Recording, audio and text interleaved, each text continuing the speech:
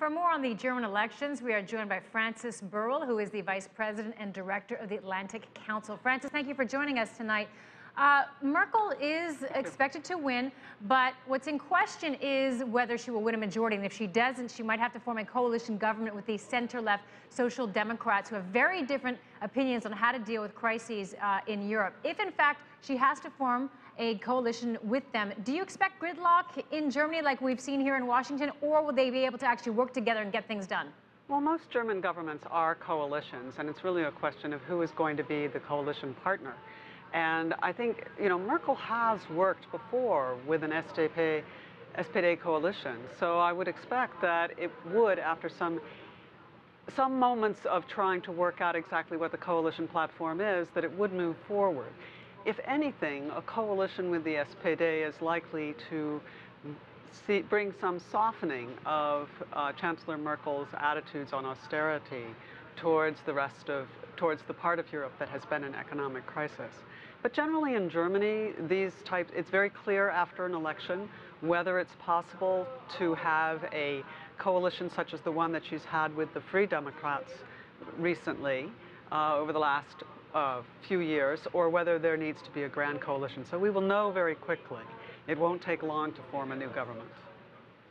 And how do you think some of the struggling nations in Europe that have been very vocal about their distaste of austerity measures that have been backed by Merkel, how do you think they'll react if we see some kind of a coalition government with the Social Democrats? Well, I think they probably will hope that the Social Democrats will create some more flexibility. And I think to some extent that is a reasonable expectation. However, I would point out that across the German public at large, there is a desire to make sure that these countries that have been in crisis undertake the structural reforms that Germans believe are so necessary and that Germans see themselves as having carried out at the end of Gerhard Schröder's government. So I think that these Social Democrats will find themselves somewhat restricted in trying to be what the German public might see as overly generous towards countries that have not had tough economic regimes themselves. And as we've seen in Jack Barton's piece, the euro seems to have stabilized right now, but do you expect the problems in Greece and Portugal to rear their ugly heads again? Not really. There's always a possibility.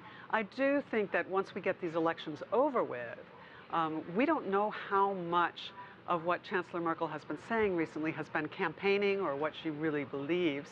And so I think that no matter who is in power or what kind of coalition she has after the elections, we will see some more flexibility towards countries like Greece that may require some additional bailouts, but much smaller than in the past, of course. But we are starting to see an economic turnaround in Europe. And so I think that these countries are not likely to face as many difficulties or as many difficulties with the Germans as they have in the past.